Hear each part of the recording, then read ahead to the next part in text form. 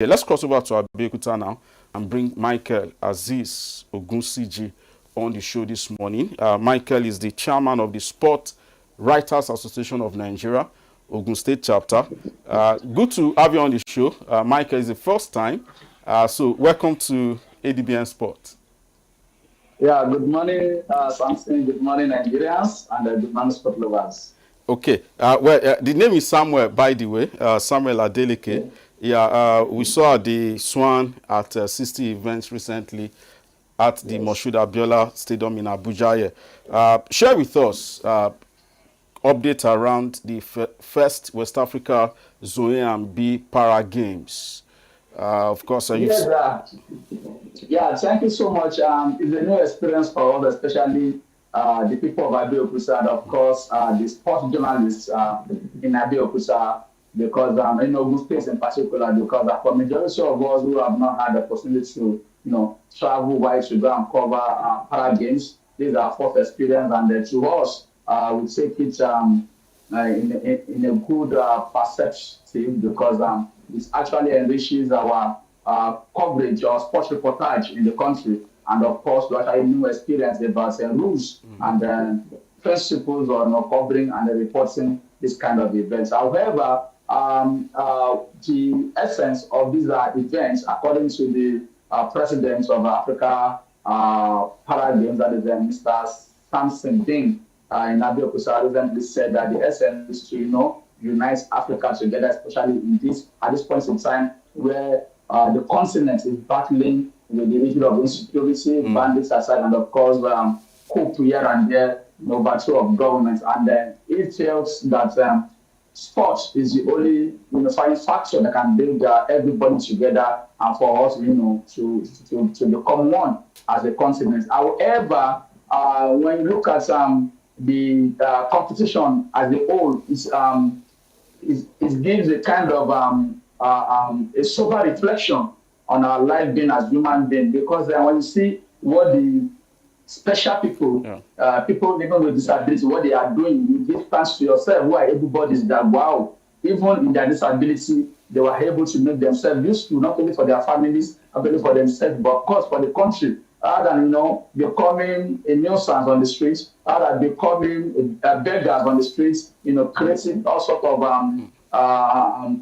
social vices that you can think of. They have made themselves useful, and of course, to actually appreciate God for the position they have found themselves. So for us, generally, it's deep down to on our emotions, and of course, to have a kind of a sober reflection on we as everybody.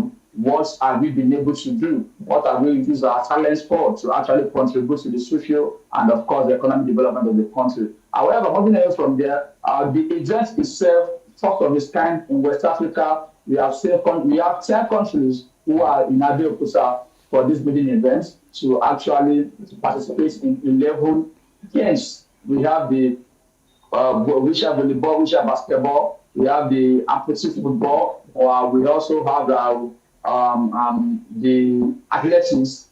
We have the athletics yesterday, and there is also continuing today. So much of events coming up all together. And to God be the glory, we've been able to give it the widest publicity that requires as sports writers in of course in Nigeria. Some of our colleagues would from Lagos here are also here with us now.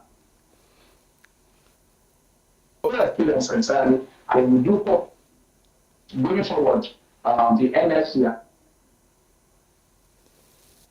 the Africa Paralympic Committee, will define more and sustain this event. Okay, now let's talk about the attendance in terms of the spectators. What has been the attendance like by Ogun State citizens and maybe those from neighboring states? What also has been the reception from the people of Ogun State? Where are these games taking place? Is it just the MK Abiola Sports Arena? And then, were there special facilities? I know Ogun State hosted the Sport Festival recently, and a couple of other events also we've seen in Ogun State of recent. So were there special facilities that were put in place for these and the spectators? What has been the attendance like? What's the reception among Ogun State citizens for this first edition of the Para Games?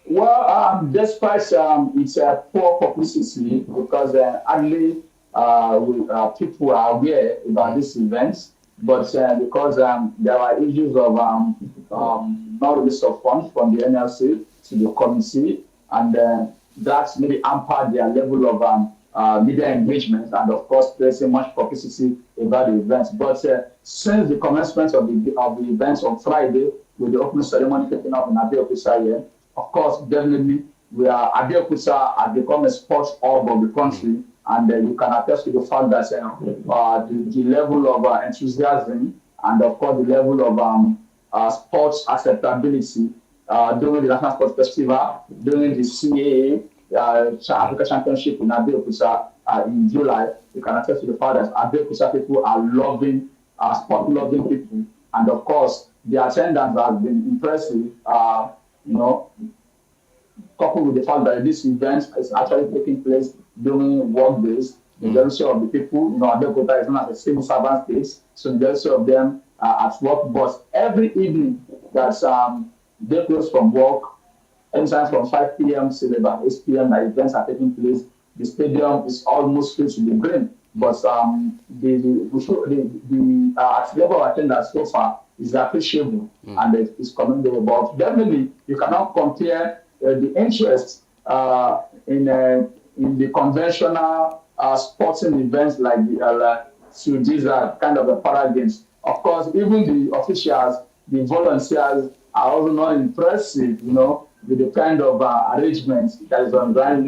The rest of them find this, boring.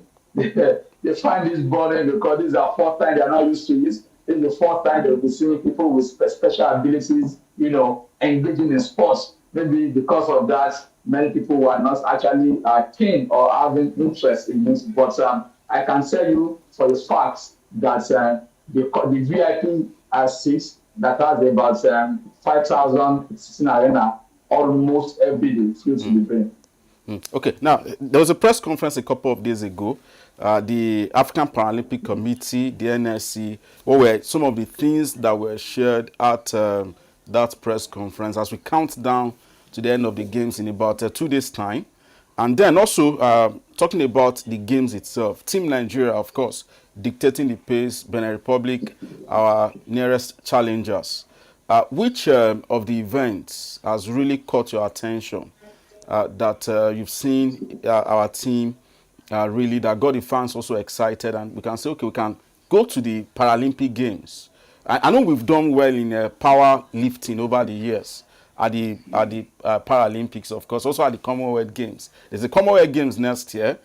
Which other event apart from powerlifting that you've seen that we can say, okay, next year when we go to Scotland for the Commonwealth Games, this should be a potential medal area for us when that event takes place?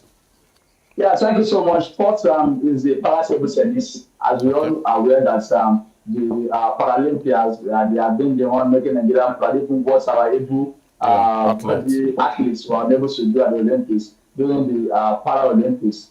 The last time, they came back winning silver and bronze medal, and of course, you also how they were received by Nigerian First Lady Senator Ododa Misunubu. And in Ogun State, we have sizable numbers of them. Leading the contingent then was the service earnings icon, that is Isha Irawo Gunkule, leading the pack of the staff-studded para table tennis athletes. And I can for that alone, I know that Nigeria will have a comparative advantage ahead of other African countries that have been going for the Commonwealth Games. And with that, I also believe that we will be winning, we will be on the medal table or at the podium during the Commonwealth Games. And of course, moving from there, with the level of preparedness and preparation, and of course, the agility of our amp-pursuit football, I can tell you that the team has been rated in Africa so far, and they have not disappointed. Whitewashing the likes of the Benin Republic 11-0, beating Cameroon 1, and of course struggling Liberia. They were drew goalless draw yesterday to qualify for the final for tomorrow when they are the closing ceremony. So away from there also, the wheelchair basketball we should be looking at that direction as well. And then thanks to the president of the wheelchair basketball, that is Mr. Sheyi Johnson, who also is from Ogun State anyway. He has done a good mind job actually equipping the athletes, giving them more equipment, giving them enough morale booster by giving them camp allowance, and of course, boosting their morale, and then coming to their game center every day to ensure we charge the lads, we charge them to ensure that they make Nigeria proud. However, one thing that is very worrying about this event is that at the press conference, when we do ask the president that what is the prize money or what is the need for the athletes. So one of the disappointing aspects of the game is that there are no rewards for the athletes, and leaving the athletes for their respective countries to host them when they come back. I mean, that is not impressive enough.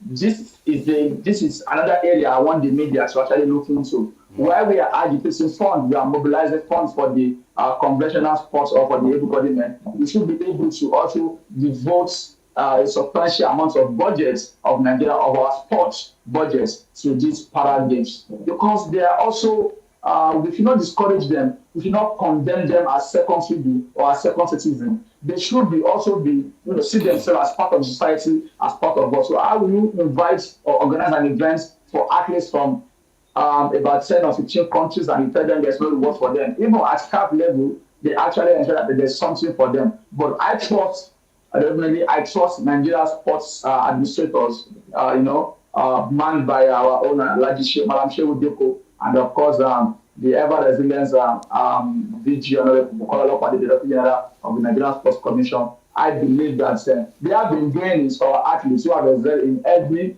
categories of our sporting ecosystem, even the underage, that want to represent the country. And of course, we also want to part of the Islamic Games in Riyadh, in Saudi Arabia. They were all adequately compensated at the stand. However, I believe this will not be an exception. The GG is coming tomorrow, and I know is going to address the press conference to tell us what they have for the medalists who have made Nigeria proud in this meeting edition. However, generally, I just want to charge the leadership of the Paralympic Games in Africa to ensure that they liaise with the World Organizing Body to ensure that they devote a substantial amount of money for the Paralympics, so that athletes can be encouraged that they will not see themselves as second fiddle or second citizen, and they will be happy that they are actually utilizing their potential, their God-given potential, despite their condition, to make themselves happy, to make things for their families, and of course, to feed their families as well. Yeah, okay. There's a question I need to ask you before you go.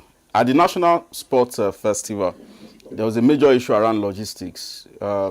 Some of the athletes, even some of our colleagues complained that they were made to travel for a long distance between the accommodation and where the games were to take place. Now, for these para games, what have you seen? The distance from where the athletes are camped to where the games are to be played. Have the Ogun State government, the NSC, the Paralympic Association, have you seen any improvement in that area? Those logistical problems you saw at the National Sport Festival, have they been fixed? And have we had an each-free games so far in Abeokuta? Well, strategically, when you look at it, it is not a challenge or a problem, so to say, because when you look at the distance between Abeokuta and, of course, the games village, that is the regime, as Moe Bafo, that route, if they are familiar with Ogun State, they are familiar with that route, between Abeokuta to Ogun State, just 20 minutes drive from here to the regime camp where the athletes were camped during the festival, during the CAA, and, of course, at this ongoing events, the Sports West Africa Para games going on in Abeokuta.